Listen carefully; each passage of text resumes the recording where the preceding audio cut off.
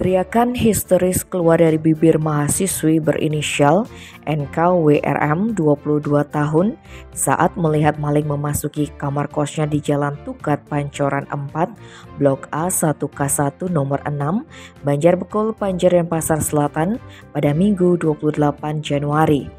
Selain barangnya dicuri, gadis itu juga sempat dibekap mulutnya oleh pelaku. Polsek Denpasar Selatan pun bergerak cepat mengamankan pelaku. Diketahui maling tersebut bernama Charles Ranggamuni, 29 tahun. Menurut Kapolsek Denpasar Selatan Kompol Ide Ayu Made Kalpikasari, pelaku merupakan buruh proyek yang bekerja di dekat TKP. Pelaku masuk ke TKP dengan memanjat tembok lalu masuk ke kamar melalui jendela saat korban sedang tidur. Berdasarkan laporan yang dibuat korban, peristiwa itu bermula ketika mahasiswi itu tersadar dari tidurnya dan melihat ada bayangan orang di dalam kamar, sekitar pukul 5:30 WITA.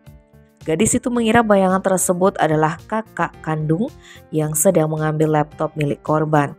Korban pun berinisiatif memanggil orang yang dikira kakaknya, akan tetapi ternyata itu adalah maling.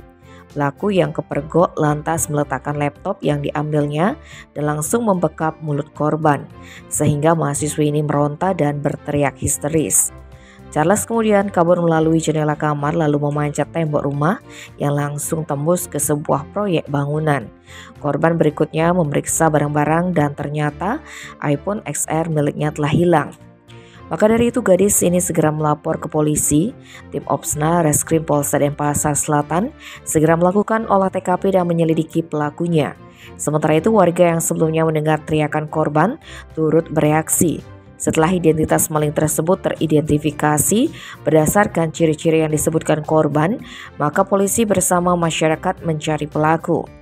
Hari itu juga warga dan aparat dapat meringkus Charles yang berada di proyek bangunan dekat TKP, tepatnya di Jalan Tukat, Citarum, Gang Ulun Danu. Selanjutnya pelaku beserta barang bukti diamankan ke Polsek Denpasar Selatan untuk proses penyidikan lebih lanjut. Saat diinterogasi, Charles mengaku memang berencana mengambil ponsel dan laptop korban.